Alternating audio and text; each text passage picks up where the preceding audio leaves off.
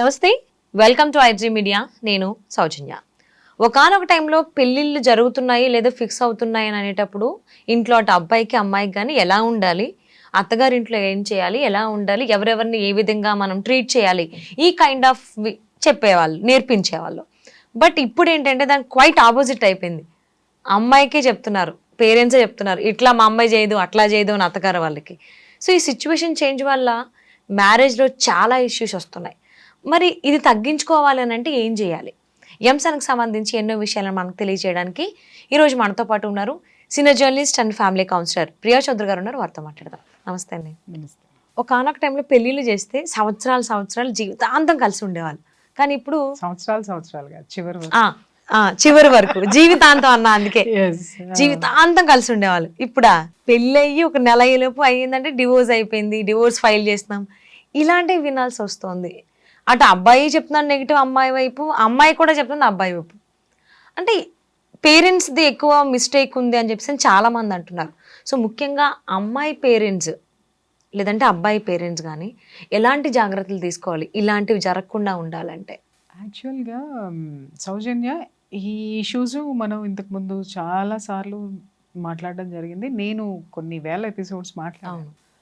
కానీ ఎంత మాట్లాడినా కూడా person to person, case to case చాలా డిఫరెంట్ గా కనిపిస్తా ఉన్నాయి. ఏదో కొత్త పుట్టుకొస్తుంది. ఎగ్జాక్ట్లీ అదే అనుభూతి. ఏదో కొత్త పుట్టుకొస్తుంటే నాకు ఎప్పటికప్పుడు దీన్ని నేను క్లీన్ చేసుకోవడం అయిపోతా ఉంది అనమాట. ఇప్పుడు ఇల్లు ఊడ్చుకొచ్చేవాటే చెత్త వేస్తానే ఉన్నారు, మళ్ళీ ఊడవలసి వస్తుంది అంటే ఎప్పటికప్పుడు ఊడ్చుకుంటూ పోవాల్సిందే. అంటే ఎప్పటికప్పుడు ఈ పర్సన్ టు పర్సన్ ఏదైనా సరే ఆ అంశాన్ని బయట పెడితే ఆ అంశం వాళ్ళ జీవితంలోకి రాకుండా ఈ పేరెంట్స్ చూసుకుంటారు, ఈ పిల్లలు ప్రిపేర్ అవుతారు అనేటటువంటి ఉద్దేశంతో నేను ఎప్పటికప్పుడు ఇంత లాంగ్ టర్మ్ నేను ఈ ఇష్యూస్ మీద మాట్లాడి సక్సెస్ అవడానికి కారణం అది. ఇక్కడ ఏం జరుగుతుందంటే మీరు అడిగినట్టు ఈ మధ్యకాలంలో కొత్తగా కేసులు వింటున్నాను సౌజన్య. నాకు నవ్వాలా లేకపోతే ఏం చేయాలో అర్థం కావట్లా. పెళ్ళిళ్ళు చేస్తున్నారు, సంబంధాలు కుదుర్చుకుంటున్నారు, అబ్బాయి కుటుంబం బాగానే ఉంటుంది. అంటే ముఖ్యంగా ఫస్ట్ అమ్మాయిల్లో నేను గమనించింది, నాకు నిజంగా నవ్వు తెప్పించింది, జాలి కూడా వేసింది ఒక విధంగా. అబ్బాయి ఎంత సంపాదిస్తున్నాడు, అబ్బాయి అమెరికాలో ఉన్నాడా, ఆస్ట్రేలియాలో ఉన్నాడా, లేదా ఇక్కడే ఉంటే ఎన్ని కార్లు ఉన్నాయి, ఎన్ని బంగ్లాలు ఉన్నాయి, చూసుకోవచ్చు, తప్పలేదమ్మా. ఎందుకు అనంటే ఎప్పుడైనా సరే ఒక ఫైనాన్షియల్ సెక్యూరిటీ అనేది మనకి మించినటువంటి ఫైనాన్షియల్ సెక్యూరిటీలోనే మనం చూసుకుంటాం. అది ఎట్టి పరిస్థితుల్లో తప్పే కాదు. కానీ ఇక్కడ విషయం ఏంటంటే నువ్వు వాటిల్ని చూసుకున్నప్పుడు సాటిస్ఫై అయ్యావు కదా. అబ్బాయికి ఇంత జీతం వస్తుంది, లేదా అబ్బాయి అమెరికాలో ఉన్నాడు, ఎన్ని డాలర్లు సంపాదిస్తున్నాడు, ఇక్కడ ఇంత ప్యాకేజ్ ఉంది, ఇంత సంపాదిస్తున్నాడు, నువ్వు సాటిస్ఫై అయ్యావు కదా. పెళ్లి చేసుకునే ముందు ఓకే అనుకున్నావు కదా, తల్లిదండ్రులు కుదిర్చారు కదా, తల్లిదండ్రులు కూడా ఎంక్వైరీ చేసుకున్నారు కదా, ఈ పిల్లవాడికి ఎంత వస్తుంది, ఈ పిల్లవాడి కుటుంబం ఏంటి, ఈ పిల్లవాడేంటి, ఈ పిల్లవాడి బుద్ధులేంటి ఏంటి అనేది ఎంక్వైరీ చేసుకున్నారా లేదా? ఖచ్చితంగా చేసుకుంటా. అవును. చేసుకున్న తర్వాత నువ్వు దేనికి సాటిస్ఫై అయ్యావు? అతని డబ్బుకి సాటిస్ఫై అయ్యావు, అతను ఇచ్చేటటువంటి ఫెసిలిటీస్కి, అతని ఆస్తిపాస్తులకి, అతని హోదాకి, అతని చదువుకి సాటిస్ఫై అయ్యావు. నీ బిడ్డనిచ్చి పెళ్లి చేసావు, నీకు అన్నీ దొరుకుతున్నాయి, కార్లు ఉన్నాయి, హ్యాపీగా మీ అమ్మాయి అడిగినన్నీ జరుగుతున్నాయి, అంతా బాగానే ఉంది. విషయం వచ్చింది ఎక్కడ చిక్కు అనంటే అమ్మాయికి కావాల్సిన అన్నీ దొరుకుతున్నాయి కానీ అబ్బాయికి కావాల్సింది ఏది దొరకట్లేదు. అవును, చాలా గమ్మత్తైనటువంటి విషయాలు. నిజంగా ఐ వాజ్ సర్ప్రైజ్డ్. ఒక్కొక్క రోజు కొన్ని కేసులు వింటుంటే నేను సర్ప్రైజ్ అని ఎందుకు అన్నాను అనంటే, అంటే ఇంత దరిద్రంగా కూడా ఆడపిల్లలు ఆలోచించి వాళ్ళ జీవితాలు నాశనం చేసుకుంటున్నారా అనేటటువంటి ఆలోచన వచ్చింది నాకు. చేతులారా పాడు చేసుకుంటున్నారు. ఇక్కడ ముఖ్యంగా ఏంటి అనంటే పెళ్ళి అయిన తర్వాత చాలా కేసులు విన్నాను. ఈ మధ్య రీసెంట్ గా ఎక్కువ కేసులు విన్నాను కాబట్టి నేను ఈ టాపిక్ తీస్తున్నాను. ఏంటి అని అంటే they are not ready to have a sexual life with husband. అదేంటిది? సో పెళ్ళైన తర్వాత అది ఉంటుందని అందరికీ తెలిసిందే కదా, ఫిజికల్ రిలేషన్ అనేది. ప్రిపేర్ అవ్వలేదు. వాట్? నేను ప్రిపేర్ అవ్వలేదు, వాళ్ళు చాలా క్యాజువల్ గా చెప్తున్నారు. నేను ప్రిపేర్ అవ్వలేదండి. ఏంటి మరి దేనికి ప్రిపేర్ అయ్యొచ్చో? కారులో ఎక్కి తిరగడానికి ప్రిపేర్ అయ్యొచ్చావా? వాడు తెచ్చే డాలర్లు లెక్క పెట్టుకోవడానికి ప్రిపేర్ అయ్యొచ్చావా? లేకపోతే ఆ ఇంట్లో నువ్వు ఎప్పుడు పడితే అప్పుడు లేవడానికి, ఎన్ని గంటలు పడితే అన్ని గంటలు పడుకోవడానికి, నీ ఇష్టం వచ్చినట్టు చేయడానికి ప్రిపేర్ అయ్యొచ్చావా? నేను ఆడపిల్లలందరినీ అనటం లేదమ్మా, ఇలా జీవితాలని కాల్చుకునేటటువంటి ఆడపిల్లల్ని కాలుతుంటే సమర్థించేటటువంటి కట్టె పుల్లలాగా దోసేటటువంటి పేరెంట్స్కి చెప్తున్నాను నేను ఈ విషయం. ఇక్కడ నేను ప్రిపేర్ అవ్వలేదు, నాకు ఇంట్రెస్ట్ లేదు, నేను ప్రిపేర్ అవ్వాలి. ఏం ప్రిపేర్ అవుతావు? ఈ అమ్మకి పెళ్లి చేసుకునేటప్పటికే 25 దాటుతాయి. అవును. ఒక ఆడదై పుట్టిన తర్వాత పెళ్లి అంటే ఏంటి అని తెలుసుకోవడానికి ఒక సర్టన్ ఏజ్ అయితే వస్తుందిగా. టీనేజ్ వచ్చిన తర్వాత ఈ శరీరం ఎందుకు ఉంది, దానికి ఒక తోడు కావాలని అనిపిస్తుంది కదా. హార్మోన్స్ ఎప్పుడైతే మన బాడీలో ప్రొడ్యూస్ అవుతాయో అప్పటి నుంచి అపోజిట్ సెక్స్ మీద ఒక విధమైనటువంటి అట్రాక్షన్ ఏర్పడుతుంది అనేటటువంటి సృష్టి రహస్యం ఈ అమ్మలకి తెలియదా అని అడుగుతున్నాను నేను. ఓకే, ఉంటది కదా. అవును. ఆ తెలిసినటువంటిది నువ్వు పెళ్లి అనేటటువంటి తతంగంలో ఏముంటదమ్మా? పెళ్లి మగాడు ఎందుకు చేసుకుంటాడు? 2 విషయాలు. 1 సెక్షువల్ లైఫ్ ఎంజాయ్ చేయడానికి, 2 వంశాంకురాలతోటి లైఫ్ లాంగ్ తనకు ఒక తోడుని వెతుక్కొని ఆ వంశంలో తనకంటూ బిడ్డల్ని కని తనకు ఒక ఆసరాని ఏర్పాటు చేసుకోవడానికి భార్యను తెచ్చుకుంటాడు. ఓకే, ఆ భార్య విలువ తెలియకుండా రాసి రంపాను పెట్టే దరిద్రుల గురించి తర్వాత మాట్లాడదాం మనం. రైట్, దీనికోసమే వాడు తెచ్చుకుంటాడు. ఎప్పుడైతే నువ్వు ఈ ఇంటికి వచ్చావో నేను ప్రిపేర్ అవ్వలా లేదు అని నువ్వు కూర్చుంటే నాకు అర్థం కాక అడుగుతాను, వాడు దేనికి ప్రిపేర్ అవ్వాలమ్మా? దేనికి ప్రిపేర్ అవ్వాలి వాడు? అది చెప్పండి. ఇచ్చి పుచ్చుకోవడం అనేది ప్రతి విషయంలోనూ ఉంటుంది, ప్రకృతిలో కూడా ఉంటుంది. అర్థమైందా? మొక్కకి నీళ్లు మనం పోస్తేనే అది మనకు ఆక్సిజన్ ఇస్తుంది, పెరుగుతుంది. అలాగే వర్షం వస్తేనే ఆ మొక్క చిగురిస్తుంది, దాని నుంచి ఆక్సిజన్ మనకు వస్తుంది. మనం వదిలేసిన కార్బన్ డైఆక్సైడ్ అది తీసుకుంటుంది. ఇచ్చి పుచ్చుకునే ధోరణి ప్రకృతిలోనే ఉంది, మనుషుల్లో ఎందుకు ఉండదు? ఇక్కడ చాలామంది తెలివిగా మాట్లాడతారు ఏంటంటే ఆడపిల్లలు, అవునండి ఓర్చుకోవాలి అని అంటారు. ఓర్చుకోవాలి, కానీ దేనికి ఓర్చుకోవాలి? నువ్వు రైట్ రాయల్గా ఇంటికి వచ్చేసి ఏ విధమైనటువంటివి నువ్వు ఇవ్వకుండా అక్కడ కూర్చొని పొద్దున్నే ఈ అమ్మ 10ంటికి లేస్తుందో తెలియదు, 11ంటికి లేస్తుందో తెలియదు, 12ంటికి లేస్తుందో, కనీసం కప్పు కాఫీ కూడా వాడు నోచుకోడు. సరే వాడు తిప్పలేదో వాడు పడుతున్నాడు, సరే నేను చేసుకున్నాను కదా ఈ అమ్మాయి తెలుసుకుంటుందిలే అని చెప్పేసి అని కాఫీ దగ్గర నుంచి వంట దగ్గర నుంచి అన్ని వాడే చేసుకునేటటువంటి ప్రయత్నాలు జరిగిన తర్వాత కూడా, లేచిన తర్వాత కూడా వండింది తినడానికి కూడా వంకలు పెట్టి స్విగ్గీ ఆర్డర్లో ఇంకోటో తెచ్చి మళ్ళీ ఈడి జేబుకే బొక్క. ఏం ఎంజాయ్ చేస్తున్నావు నువ్వు? వాడితో కారుల్లో మళ్ళీ సాయంత్రం అయ్యేసరికి బయటికి తీసుకెళ్ళాలి. బయటికి తీసుకెళ్ళి లైఫ్లో అన్న తిప్పుకు రావాలి, ఏది కావాలంటే అది తినిపించాలి, లైఫ్ ఎంజాయ్ చేయాలి, బయటికి తీసుకెళ్ళాలి. ఈ మధ్య పేరెంట్స్ కూడా ఇది ఎక్కువ మాట్లాడుతున్నారు. అవును, ఎక్కడికి తీసుకెళ్ళడండి అని. అది తప్పు. ఎక్కడికి తీసుకెళ్ళకుండా ఉండడం అనేది తప్పు. కానీ అప్పుడప్పుడు ఖచ్చితంగా రిలాక్సేషన్ అనేది భార్యకి కావాలి. కానీ ప్రతిరోజు ప్రతి నిమిషం కోరుకున్నప్పుడల్లా ఇదేంటి ఏమంటారు, వాడేదో నీకు డ్రైవర్ ఉద్యోగం చేయాలి, తర్వాత ఏం ఉద్యోగం చేయాలి, నీకు సంపాదించి పెట్టేటటువంటి ఒక ఉద్యోగిగా నీ దగ్గర ఉండాలి. ఆ తర్వాత ఏముండాలి, నీకు బాడీ గార్డ్ కింద వాడు ఉండాలి. తర్వాత ఏముండాలి, లైఫ్లో నువ్వు ఎప్పుడు పడేస్తావా ఒక జీవితం అనేటటువంటి ఎదురు చూసేటటువంటి ఒక దాన్ని ఏమంటారు, ఒక పెట్టు డాగ్ మాదిరి నీ దగ్గర ఇట్లా కూర్చొని ఎదురు చూస్తూ ఉండాలా? ఎంతవరకు న్యాయం అమ్మా ఇది? ఒక్కసారి చెప్పండి. అంటే ఎవరైతే అమ్మాయిలు ఉన్నారో నేను ప్రిపేర్ అవ్వలేదు, నాకు ఇంకా టైం కావాలి అంటే అది కిడ్స్ వైస్ ఆలోచించుకుంటే అంతవరకు ఓకే. ఈ ఫిజికల్ రిలేషన్ కూడా కాదు అంటే దానికి అమ్మాయి పేరెంట్సే అమ్మాయికి సపోర్ట్ చేస్తున్నారు.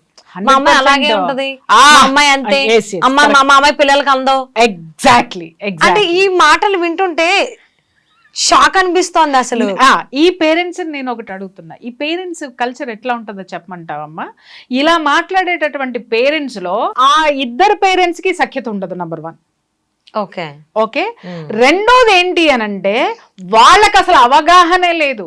ఒక సంసారం అంటే వీళ్ళు మీరు కరెక్ట్ గా చూసుకోండి, ఈ పేరెంట్స్ బంధువులను ఎవరిని రానివ్వరు, బంధువులతోటి వీళ్ళకి సఖ్యత ఉండదు, ఇంట్లో వీళ్ళకి సఖ్యత ఉండదు. అసలు జీవితం యొక్క విలువ, ఆ టేస్ట్, ఆ మాధుర్యం తెలియనటువంటి జడ పదార్థాలు ఎవరైతే ఉంటారో, స్వార్థపరులు ఎవరైతే ఉంటారో వాళ్ళ సంసారాల్లోనే ఇలాంటి ఆడపిల్లలు ఇలాంటి పెరుగుదలలో ఉన్నారు, ఇలాంటి పెంపకంలో ఉన్నారు. నేను ఇక్కడ ఒక ప్రశ్న ఈ ఆడపిల్లల్ని వేస్తున్నా, నువ్వు ప్రిపేర్ అవ్వకుండా పెళ్ళెందుకు చేసుకున్నావు? వాళ్ళ చేత పెళ్లి కోసం అన్ని లక్షలు ఎందుకు ఖర్చు పెట్టించావు? నీకు ఖర్చు అయితే నీ ఆనందం కోసం నువ్వు ఖర్చు పెట్టుకున్నావు, తీసి పక్కన పడే. వాళ్ళ చేత అన్ని లక్షలు ఖర్చు పెట్టించి మట్టలు పెట్టించుకున్నావు, మెళ్ళ తాళి కట్టించుకున్నావు, గొలుసులు వేయించుకున్నావు, బంగారాలు పెట్టించుకున్నావు, నీకు కావాల్సిన ముక్కు నుంచి మూతి వరకు, టాప్ టు టో వరకు అన్ని చేయించుకున్నావు. నువ్వు ఆటలకి ప్రిపేర్ అయ్యిన దానివి నువ్వు వాడు ఎందుకు పెళ్లి చేసుకుంటున్నాడో దానికోసం నువ్వు ప్రిపేర్ అవ్వలేదు, ప్రకృతి సహజమైనటువంటి ఈ కార్యక్రమానికి నువ్వు ప్రిపేర్ అవ్వలేదు అని అంటే ఎవరిని మోసం చేయడానికి నువ్వు పెళ్లి చేసుకున్నావు అంటే జనము ఇంకా మీ అమ్మాయికి పెళ్లి కాలేదేంటి అంటే ఎవడో ఒకటి దొరుకుతాడులే. ఆ దొరికేవాడు కూడా మళ్ళీ ఒక హోదా ఉన్నాడు కావాలి, మళ్ళీ వీళ్ళని భరించేటటువంటి వాడు. ఆ బకరాగాడిని ఎత్తి పట్టుకొని బకరాలతో ఆటలాడేసుకుంటారమ్మా వీళ్ళు. రైట్. ఇక్కడ నువ్వు అన్నట్టు పేరెంట్స్ చిత్రంగా నా దగ్గరికి వచ్చిన కేసులు కూడా నేను అడిగాను, ఏంటండి అని. మా అమ్మాయికి కొంచెం టైం పడుతుందండి, టైం ఇవ్వండి అంటే 2 నెలలు అయిపోయా, 3 నెలలు అయిపోయా, 6 నెలలు అయిపోయా, ఇంకెంత టైం కావాలరా నీకు? ఎంత టైం కావాలి? ఈ 6 నెలలు వాడు మాత్రం ఖర్చు పెట్టుకుంటూ పోవాలి అంటే వాడిచ్చిన కమిట్మెంట్ వాడు మాత్రం ఫుల్ఫిల్ చేయాలి. వాడు ఏమాత్రం డబ్బులు ఇవ్వను అంటే వెంటనే ఫోన్ కాల్స్ వెళ్ళిపోతే వెంటనే పంచాయతీలు ఉంటాయి. అమ్మో మా అమ్మాయిని నా రాసి రంపాను పెడుతున్నాడు, ఒక్క రూపాయి ఇవ్వడు, ఒక్కటి ఇది చేయడు, ఒక్కటి అది చేయడు అని చెప్పేసి అని AC AC AC AC AC వాడిని ఉతికి ఆరేసి క్లిప్పులు పెట్టేస్తారు. లేదు వాడు ఏదన్నా ఆ అసహనానికి గురై వాడు ఎంతవరకు అని తట్టుకుంటాడు? ఇప్పుడు ఆడదానికి ఉన్నటువంటి ఆ స్థిరత్వము మగవాడిలో ఉండదు, మగవాడిలో ఉండదు అది. కాబట్టి ఏంటి అని అంటే ఎప్పుడు కూడా ఇదివరకు కాపురాలన్నీ ఎందుకు బాగుండేవి అంటేనమ్మా, భర్త కి సంబంధించినటువంటి సైకాలజీ ఏంటనేది భార్య బాగా చదివేది. రైట్. ఆ చదివి అతనికి అనుగుణంగా నడుచుకునేది. అలాగే అనుగుణంగా నడుచుకున్నటువంటి భార్య యొక్క గుణాన్ని కూడా భర్త గుర్తించేటటువంటి వాడు. ఒక చోట చెడిపోయినా ఇంకొక చోట సర్దుకుని పోయేవాళ్ళు. అలా కాపురాలు నిలబడినాయి. ఇప్పుడు ఇక్కడ ఏమవుతుందంటే మా అమ్మాయికి టైం కావాలండి, మా అమ్మాయికి కొంచెం టైం కావాలంటే టైం తీసుకొని పెళ్లి చేయాల్సింది కదా నువ్వు. నీ కూతురు ముందు, నేను ఇక్కడ చెప్తున్నాను కదా, తల్లిదండ్రులందరికీ చెప్తున్నా, మగపిల్ల వాళ్ళకు కూడా చెప్తున్నాను, మీరు సంబంధాల కోసం వెళ్ళినప్పుడు ఆడపిల్లల్ని అడగండి ఏమని అనంటే, అమ్మా మా వాడితో సంసారానికి ప్రిపేర్ అయ్యావా లేదా, మా వాడికి తోటి ఎంత ఖర్చు పెట్టించడానికి నువ్వు ప్రిపేర్ అయ్యావో మాకు చెప్పు, అలాగే నీ యొక్క డిమాండ్స్ ఏంటి అని ఫస్ట్ ఇవన్నీ కాగితం మీద రాసుకోవాలి. ఇవాళ సిచ్యువేషన్ అలా ఉంది. అవును. రాసుకున్న తర్వాత ఆ డిమాండ్స్ కి మీరు మనస్ఫూర్తిగా అంగీకరిస్తే మూసుకొని పెళ్లి చేసుకోండి. రైట్. ఇక్కడ తల్లిదండ్రులు, ఆడపిల్లల యొక్క తల్లిదండ్రులకి చెప్తున్నాను, మీరు మీ ఇష్టం వచ్చినట్టు నాటకాలు ఆడితే ప్రకృతి కూడా మిమ్మల్ని సహించదు. ఎందుకు అనంటే ప్రకృతిని ఎప్పుడు మనం బ్యాలెన్స్ చేస్తూ ఉండాలి. ఈ ఎనర్జీస్ రెండు, స్త్రీ పురుష, ఫెమినైన్ ఎనర్జీ, మాస్కులైన్ ఎనర్జీ ఎప్పుడు బ్యాలెన్సింగ్గా ఉంటేనే ఈ ప్రకృతి ముందుకెళ్తుంది. లేదు అనంటే ఇలా అసహనాలతోటి, ఇలా డివోర్సీలతోటి, నెగిటివ్ ఎనర్జీ తోటి ముందుకు పోయింది అనంటే ప్రోత్సహించిన వాడికే చివరికి ఏం చేయాలో అర్థం కాక ఆత్మహత్యలు చేసుకునేటటువంటి సిచ్యువేషన్కి దిగుతారు.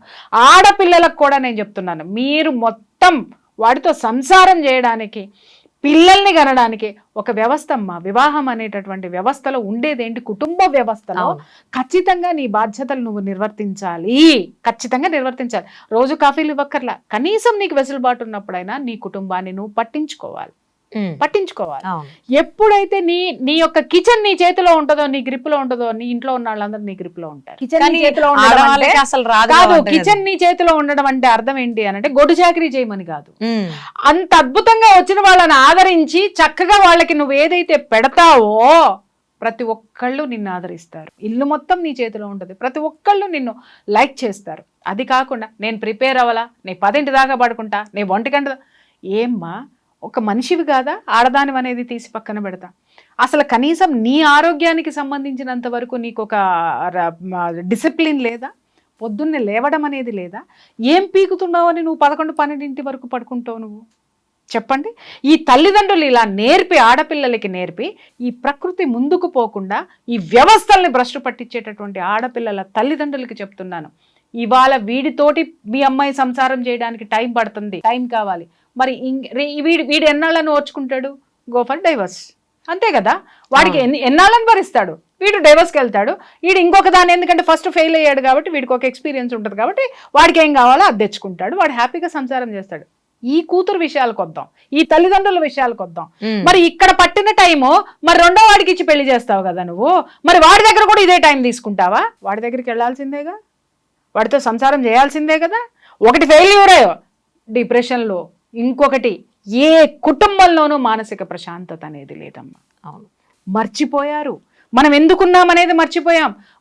మన యొక్క భారత వైవాహిక వ్యవస్థకి సంబంధించినటువంటి ఆ యొక్క విలువలన్నిటినీ కూడా సమాధి చేసేసి ఇవాళ డబ్బులు డబ్బులు డబ్బులు డబ్బులు వెనక పడిపోయి ఎంత భయంకరంగా జీవితాలను వీళ్ళు నాశనం చేసుకుంటున్నారో.